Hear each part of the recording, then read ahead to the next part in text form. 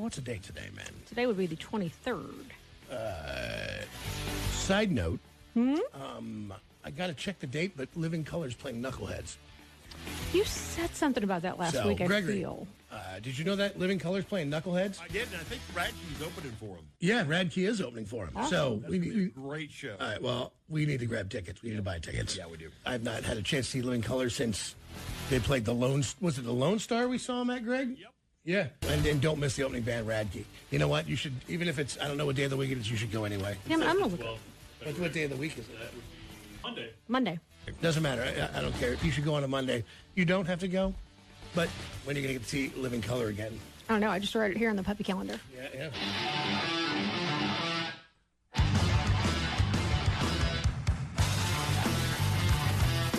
Yeah, that'll be a great show at Knuckleheads. And it's so cold they can't play the outside, which means they're going to have to play, I assume, the garage on the other side across the way. So now let me tickets ask are you, going to be limited for that. If it's like how Kylie Minogue over there said it's 65 degrees next week just on a fluke, would they consider maybe... That's a great question for Frank. Greg, I would say they wouldn't, but... No, probably not, because they have to, like, winterize the, they have to cover up the PA. I got you. Yeah. Just curious. Yeah, and Radke, you guys, where are they from? Greg, you want to help this one? They're from Kyle's hometown of St. Joseph. It's like you don't know anything. Don't support local. St. Joe after I left. Happy for them, though. Glad they got out. I can't help the kid. I can't help the kid. They're a great band, man. And they're still just a three-piece, right? Yep. Yeah, no, they're solid, man. I mean, that's one of those great bands, just incredible talented, man.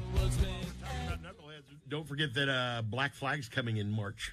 Yeah, but you know what? Who's in Black Flag now? Is Greg Kihn in it? He is singing. Who? Mike Vallely. See, I'm drawn, but from a skateboarder point of view. Yeah, but he's kind of got that Rollins thing happening. So yeah, but he's not. I know. I feel you. But he's Mike V. I got you. Who's playing guitar? Greg Kihn. Okay. I know, but most people don't know who we're talking about. Nick, you big You said Greg Kihn? Yep. That's what it sounded like to me. What was Greg Kihn band? The Jeopardy song. I love the Jeopardy. Yeah. Baby, no, these guys are more.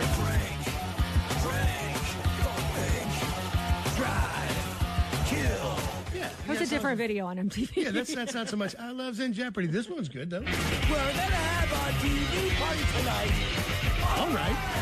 We're gonna have a TV party, all right. Tonight, we've got Nothing better to do than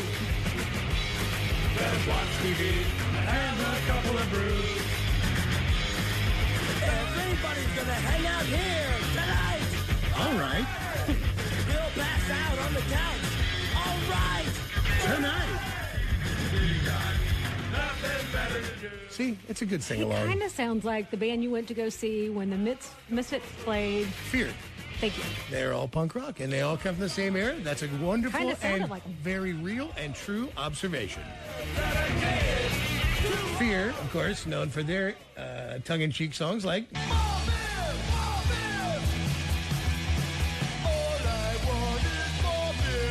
They had more beer. Black Flag had six-pack. Remember, Fear is a fantastic band for many reasons, leaving, of course, the lead singer, and also thrown off Saturday Night Live after one performance, John Belushi's favorite band, and Lorne Michaels banned them for a lifetime after they destroyed the entire set. And I also knew him from Flashdance. Oh, yes, that's right, because he went on to do some pretty cool acting stuff. No, and of course, one of my favorite songs, New York's All Right, if you like saxophones. Then with the most... What a dandy. Unbelievably bad saxophone solo of all time. Like...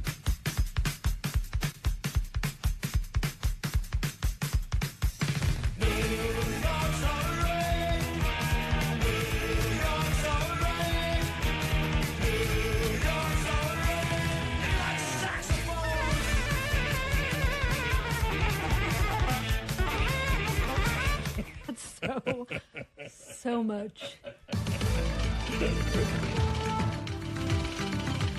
Celebrating the birthdays, former MacGyver star Richard Dean Anderson is 74, Cheap Trick's Robin Zander is 71, and former Saved by the Bell star Tiffany Thiessen is 50. It's a fact that at age 50, Tiffany Thiessen is still hot as balls. And there's one other fact that I can tell, and that's the fact that there's not a guy on that did at one point or another. Rub one out to her on Saved by the Bell. Happy birthday to former Saved by the Bell star Tiffany Thiessen. Well, except for maybe Kyle. He strikes me as more of a Slater kind of guy. But for the rest of us, we were full-on Kelly Kapowski. Oh, we hadn't heard from this one in a minute. Arkansas Governor Sarah Huckabee Sanders did not directly answer if she would be the former president's running mate, suggesting she would be in her job for 7 more years. Saying, look, I absolutely love the job I have. I think it's one of the best jobs I could ever ask for, and I'm honored to serve as governor, and I hope I get to do it for the next 7 years.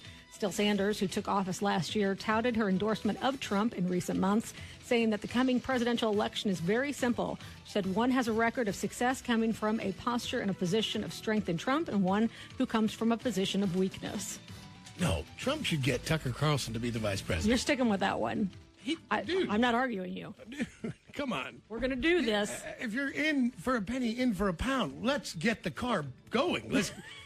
You already, I mean, why would anybody, if you were already in that world anyway, why would you have a problem with that? I'd be curious. I mean, my house would be tickled. It'd be around the clock. That goddamn Tucker Carlson punch me face laugh. But I will tell you, that's if I were that dude, and I just step back and go, what would I do if I was him? I go, yeah, that dude. Pop culture loves him. Let's face it. What Pence he had last time, like that wooden-headed fool. Oh, it's the opposite in personality. He was just like, and then they almost had him killed at the end. So that might keep Tucker from wanting to do it. But that being said, like Tucker could, he runs his mouth all the time anyway. He'd be. It could be the ticket like no other. They never. Again, why miss heaven by an inch? If it's all going to go off the rails, let's take it off the rails. I got you. It's fine. It's fine. It's the same way if Joe Biden decided to have a ventriloquist like run with him as vice president. At this point, you guys, I leave you to yourselves. I leave the entire United States. I go, you're off on your own. Who else is available? I don't care. Become a third party? I don't even care anymore. Honestly, I'm like, I've decided to buy a really comfortable chair, put my feet up, and watch the fire. The body of a man missing for weeks found stuffed inside the chimney of a Georgia house he was renting. Deputies say that the body of Anthony Rufflick, who had been missing since late December, was found last week on Friday, wrapped in a blanket and stuffed in a chimney in this house. Rufflick's roommate said he noticed a ladder leaning up against the house on Friday, climbed the ladder, and saw a blanket in the chimney.